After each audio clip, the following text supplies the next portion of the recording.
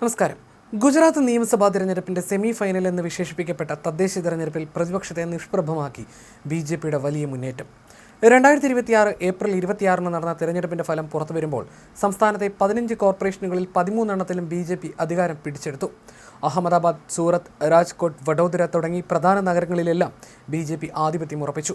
ഭാവ്നഗർ, ഗാന്ധിധാം, ജാംനഗർ തുടങ്ങിയ കോർപ്പറേഷനുകളിലും BJP മിന്നും ജയം സ്വന്തമാക്കി. ആകെ 1044 കോർപ്പറേഷൻ സീറ്റുകളിൽ 732 എണ്ണവും BJP സ്വന്തമാക്കി. പ്രധാന പ്രതിപക്ഷമായ കോൺഗ്രസ് 65 സീറ്റുകളിലേക്ക് ചുരുങ്ങിയപ്പോൾ ആം ആദ്മി പാർട്ടി ഉൾപ്പെടെയുള്ള മറ്റുള്ളവർക്ക് 11 സീറ്റുകൾ മാത്രമാണ് ലഭിച്ചത്. അതേസമയം സങ്കീർണമായ സാമുദായിക പശ്ചാത്തലമുള്ള ഗുജറാത്തിലെ ഗോദ്രയിൽ നിന്നും നഗരസഭയുടെ ചരിത്രത്തിലാദ്യമായി 100% മുസ്ലിം വോട്ടർമാരുള്ള 7-ാം നമ്പർ വാർഡിൽ നിന്ന് ഒരു ഹിന്ദു വനിത വിജയിച്ചതും ഏറെ ശ്രദ്ധേയമായി. സ്വതന്ത്ര സ്ഥാനാർത്ഥിയെ മത്സരിച്ച അപേക്ഷാബെൻ നൈനേഷ് ഭായ് സോണിയയാണ് ഈ അവിശ്വസനീയ വിജയം നേടിയത്. അപേക്ഷാബെൻ സോണിയുടെ വിജയം പ്രദേശത്തെ രാഷ്ട്രീയ സാഹചര്യത്തെയും അടിമുടി മാറ്റിമറിച്ചിരിക്കുകയാണ്. വാർഡ് 7-ലെ വോട്ടർ അല്ലാതിരുന്നിട്ടും അവിടുത്തെ പ്രദേശവാസികളുടെ വിശ്വാസം നേടിയെടുക്കാൻ അവർക്ക് സാധിച്ചു. പരമ്പരാഗതമായ മതജാതി സമവാക്യങ്ങൾക്കും വോട്ടിംഗ് രീതികൾക്കും അതീതമായി ചിന്തിച്ച് പ്രാദേശിക ഭരണത്തിന് ഏറ്റവും അനുയോജ്യമായ സ്ഥാനാർത്ഥിയെ തിരഞ്ഞെടുത്ത മുസ്ലിം വോട്ടർമാരുടെ നിർണായക പിന്തുണയാണ് ഈ വിജയത്തിന് വഴിയൊരുക്കിയതെന്ന് രാഷ്ട്രീയ നിരീക്ഷകർ ചൂണ്ടിക്കാട്ടുന്നു.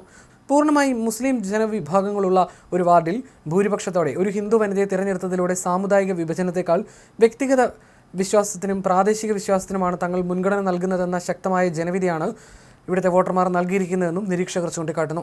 അതേസമയം അഹമ്മദാബാദിൽ 192 സീറ്റുകളിൽ 158 എണ്ണവും BJP നേടി.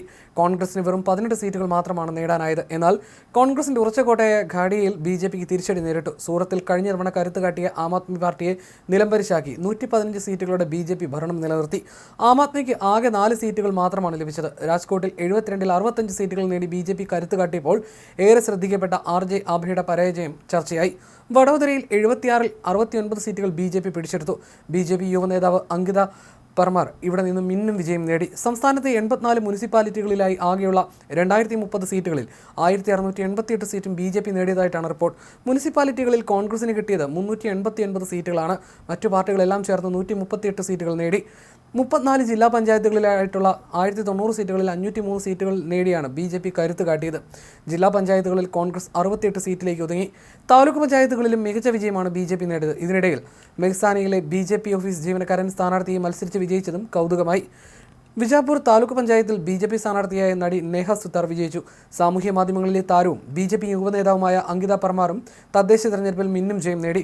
വഡോദര കോർപ്പറേഷനിലെ പോർസീറ്റിലാണ് അങ്കിത വിജയിച്ചത്. BJPയുടെ വിജയത്തിനിടയിലും ചിലയിടങ്ങളിൽ പ്രതിപക്ഷം അട്ടിമറി നടത്തി. BJP MLA ശൈലേഷ് മേത്തയുടെ ശക്തി കേന്ദ്രമായ ദബോയി മുനിസിപ്പാലിറ്റിയിൽ കോൺഗ്രസ് അട്ടിമറി ജയം നേടി.